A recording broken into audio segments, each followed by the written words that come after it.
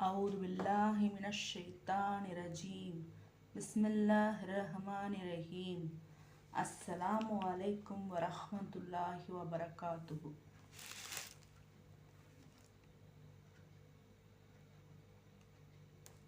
الحمد لله على كل حال. اللهم صل وسلم وبارك عليه.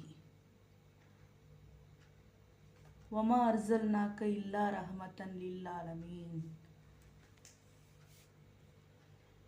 اللهم بارك لنا في رجب شعبان وبلغنا رمضان ورحمة وراحة عفوا عافية. اللهم صل على محمد عدد خلقه. اللهم صل على محمد رضا نفسه. اللهم صل على محمد إذنة رزقه. اللهم صل على محمد مداد كلماته.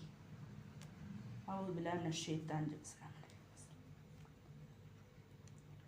நம்முடைய நாயகம் ஸல்லல்லாஹு அலா முஹம்மது ஸல்லல்லாஹு அலைஹி வஸல்லம் அவர்களுக்கு 300க்கு மேற்பட்ட பிரத்யேகமான சிறப்புகள் வழங்கப்பட்டுள்ளன.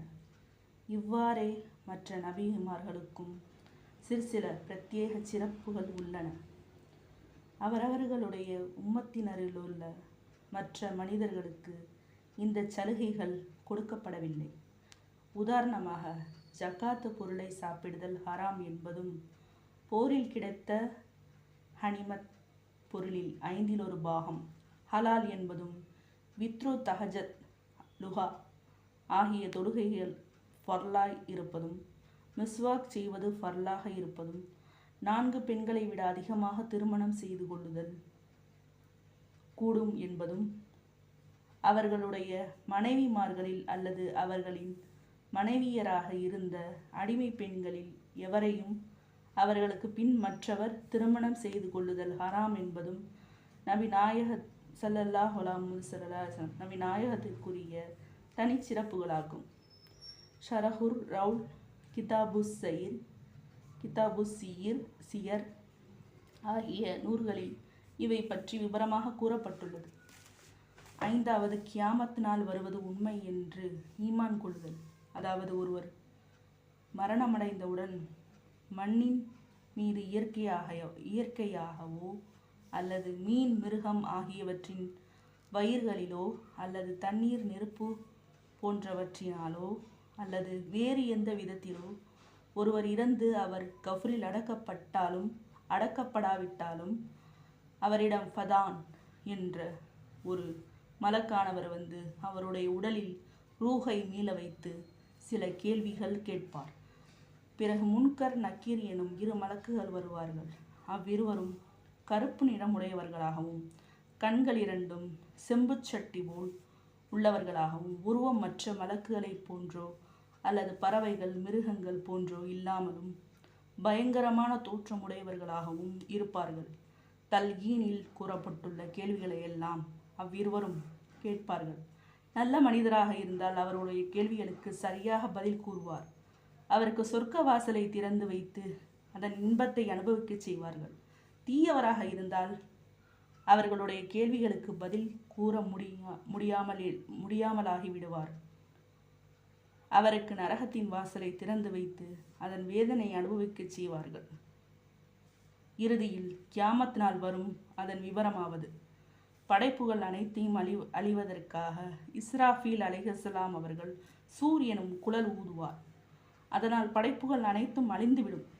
பிறகு 40 ஆண்டுகள் வரை இந்த பூமியாகிறது செம்பு தரையாயிருக்கும். அதில் எந்த ஒரு ஜீவ ஜந்தும் இருக்காது. பிறகு இஸ்ராபீல் அலைஹிஸ்ஸலாம் அவர்களை அல்லாஹு தஆலா உயிர்ப்பித்து 2வது முறை சூர் ஊதும்படி கட்டளையிடுவான். அவ்வாறு அவர் ஊதியவுடன் படைப்புகள் அனைத்தும் உயிர் பெற்று எழும். இமாம் கஸ்ஸாலி ரஹிமஹுல்லாஹ் அவர்கள் கூறுகிறார்கள், அரசுக்கு கீழிருந்து அல்லாஹு தஆலா ஒரு மலையை பெய்யச் செய்வான். அதன் துளிகள் மனிதனின் விந்தை போன்றிருக்கும். அதன் பெயர் ஜீவ நீர், மாவுல் ஹயாத் என்று கூறப்படும். அது பூமிக்குள் 12 முழம் ஆழம் வரை செல்லும். அதன் காரணமாக மழையினால் கீரைகள் முளைப்பது போல் மனிதர்கள் எல்லாம் முளைத்தெழுவார்கள்.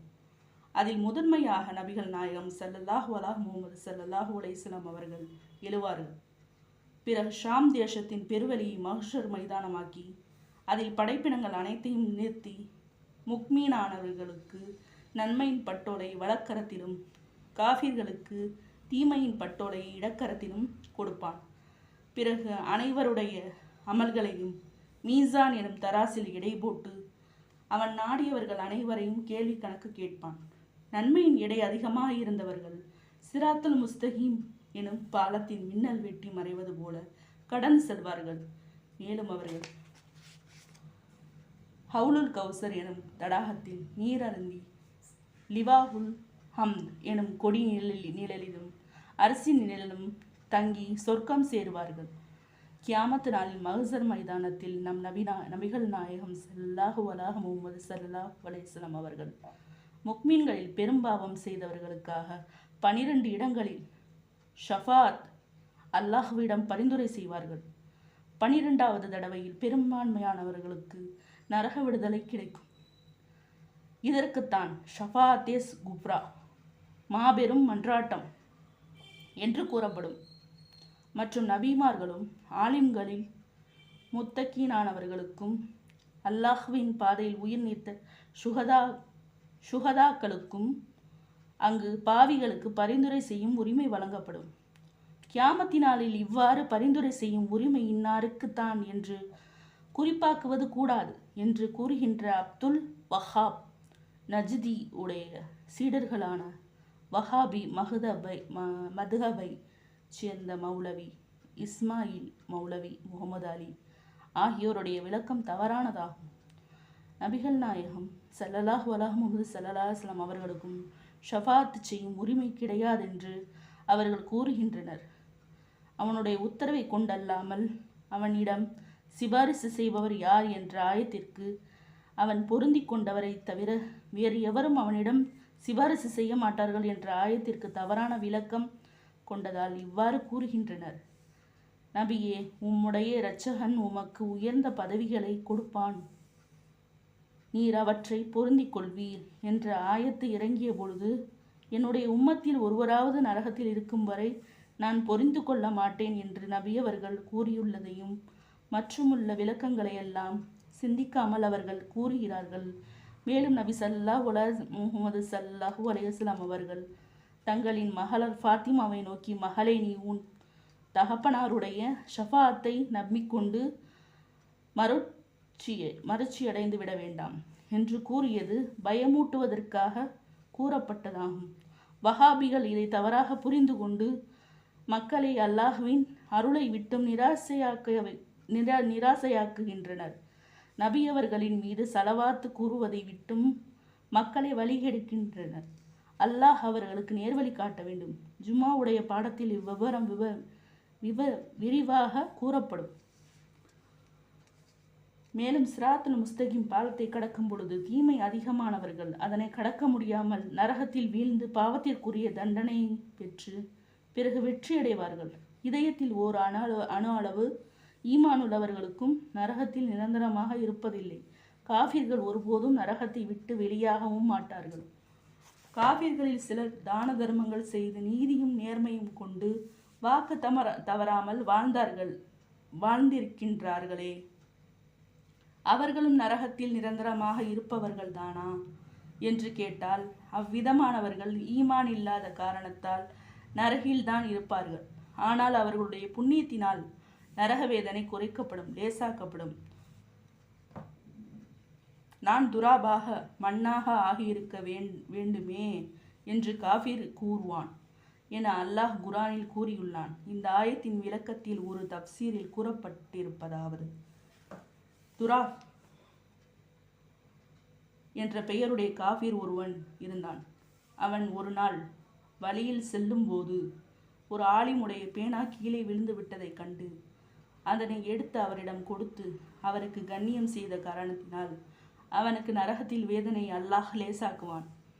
அதனை பார்க்கின்ற மற்ற காஃபிர்கள், நானும் துராஃபாக இருந்திருக்க கூடாதா என்று கூறுவார்கள். இவ்வாறு ஒரு விளக்கம் கூறப்பட்டுள்ளது. எனவே நன்மை செய்த காஃபிர்களுக்கு நரகில் வேதனை குறைக்கப்படும். அஸ்ஸலாமு அலைக்கும் வரஹ்மத்துல்லாஹி வபரகாத்து. இன்றைய மருத்துவ குறிப்பு. அரச மரப்பட்டையை தூள் கருக்கி தேங்காய் எண்ணெயில் கலந்து புண் சொறிகளுக்கு பூச குணமாகும். அரச துளிர் இலையை அரைத்து பற்று போட புண்கள் ஆறும். அஸ்ஸலாம்.